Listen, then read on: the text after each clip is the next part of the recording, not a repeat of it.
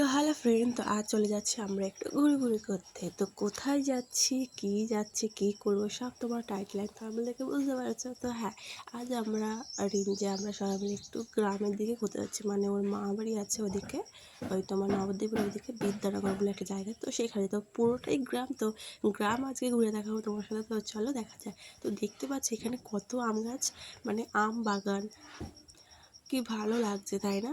তো আমরা প্রায় বিকেলে বেরিয়ে পড়েছি, বিকেলের দিকে। তো এই দেখো পুরো ফাঁকা একটা মানে মাঠের মধ্যে একটা বাড়ি, কি দারুণ লাগে তাই না। তো আমার তো ভীষণই ভালো লাগে, প্রায় অনেক দিন পরে এলাম। তো এই রাস্তাটা দেখতে পাচ্ছি, এটা চলে যাচ্ছে হচ্ছে ধাত্রী গ্রামের দিকে। আর এটা হচ্ছে তোমার কাটোয়া লাইনে চলে যাচ্ছে। তো যেতে যেতে দেখো এখানে গেট করেছে। তো ট্রেন দেখবো আমরা। আর টোটোতে বসে বসে ট্রেন দেখার মজাই আলাদা তাই না বলো। তো ট্রেনের অপেক্ষা করতে করতে এখনো অবধি ট্রেনই এলো না। কোথায় ট্রেন, আস্তে আস্তে করে আমরা তো তাকিয়ে আছি। তো ওই যে অবশেষে দেখতে পেয়েছি ট্রেনটা। তো দেখো দূর থেকে কি ছোট মনে হচ্ছে না, মনে হচ্ছে একটুখানি। ভীষণই ভালো লাগছে দেখতে। তো সবাই মিলে ট্রেন দেখাতে ব্যস্ত। ট্রেন দেখার পর চলে আসছে একটা ব্রিজে, মানে এই ব্রিজটার নাম ঠিক আমার মনে নেই, বাট ব্রিজের নিচে যেই মানে একটা নদী টাইপের দেখা যাচ্ছে, সেখানে পুরো গ্রিন কালারের জল। আর সাইডে আবার লোহার ব্রিজ আছে, দুধারে দুটো, আর মাঝখানে তোমার তিনটে পরপর ব্রিজ। মানে ভীষণই সুন্দর একটা জায়গা, মানে আমার তো ভীষণই ভালো লাগছে। কিন্তু ব্যাপারটা হচ্ছে আমরা খুবই বিকেল টাইমে বেরিয়ে চলেছি, বেশি কিছু একদমই দেখতে পারবো না। তো দেখো এখানে বলছে সোনার ফসল তৈরি হয়ে গেছে।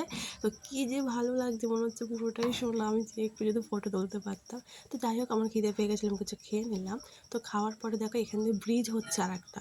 তো সেই কারণে আমরা উপর দিয়ে যেতে পারলাম না, আমাদের এই নিচের এই লাল রাস্তাটা দিয়েই যেতে হচ্ছে। তো ঠিক আমরা যেখানে যাব সেই পুরো কাছেই চলে এসেছি।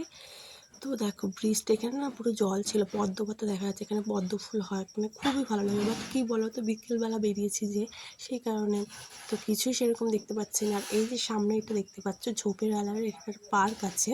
তো ভেবেছিলাম আমি পার্কে যাবো, বাট সেটাও যাওয়া হলো না। তো কী আর করা যাবে, ব্যাড লাক তাই না বলো। তো এই যে আবার সেই মানে উপরের রাস্তাটা আমরা উঠে গেছি। তো দিয়ে ফাইনালি আমরা চলে এসেছি আমাদের গন্তব্যস্থলে। তো এটা হচ্ছে রিঞ্জার মামা বাড়ি।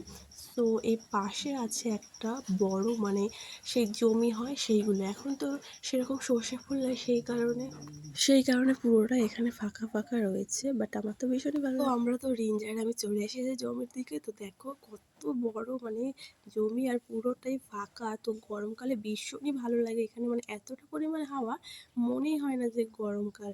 তো আমরা সবাই মিলে ওদের এই পুরো গ্রামটা দেখাতে নিয়ে এসে। তো দেখো এত বাগানের মধ্যে দিয়ে যাচ্ছে, আমার তো ভীষণই ভয় লাগছে, বাট খুব ভালোও লাগছে। আর এই বাঁশবাগানটা দেখো, রাতেরবেলা কি কেউ আসতে পারবে এখানে? আমি তো আসতেই পারবো না।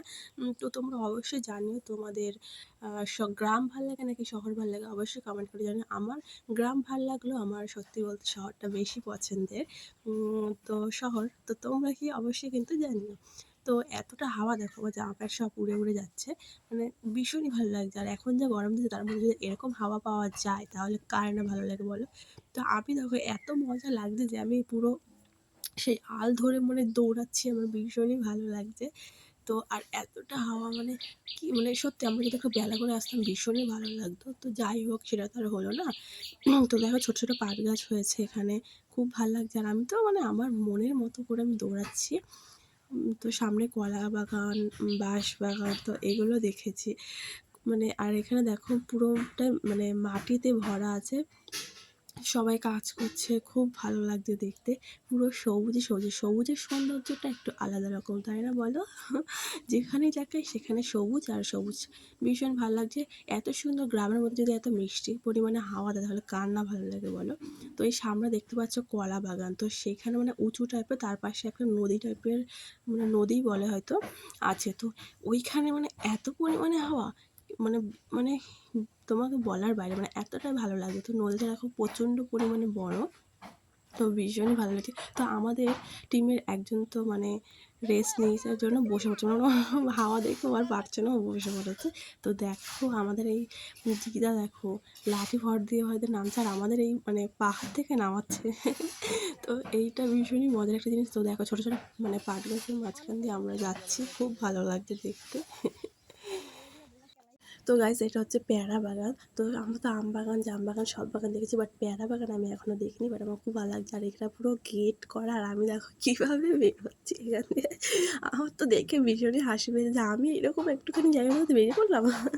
তো আমরা পেয়ারাও পেয়েছি, আর কি বড় বড় পেয়ারা! আমার তো মানে দেখে এত ভালো লাগছে, গাছে ভর্তি পেয়ারা। তো এখানে আমার পেয়ারা পাড়া হচ্ছে, কারণ আমাদের টিমের অনেকজনাই ছিলাম, ওই একটা পেয়ারাতে কিছু হতো না। তো সেই কারণে আরও পেয়ারা পাড়া হচ্ছে। তো ফাইনালি দেখো সন্ধে প্রায় হয়ে গেছে, আর আমরা চলে যাচ্ছি বাড়ির দিকে। তো আর একটু থাকা হলে বেশি ভালো লাগতো, তো সেই কারণে যেরকম হলো না, কিছু তার করার নেই বলো।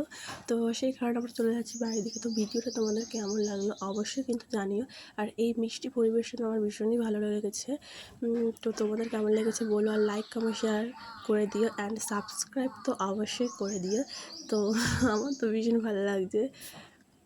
তো আবার তোমাদের সাথে পরে দেখা হবে, তো টাটা, বাই বাই।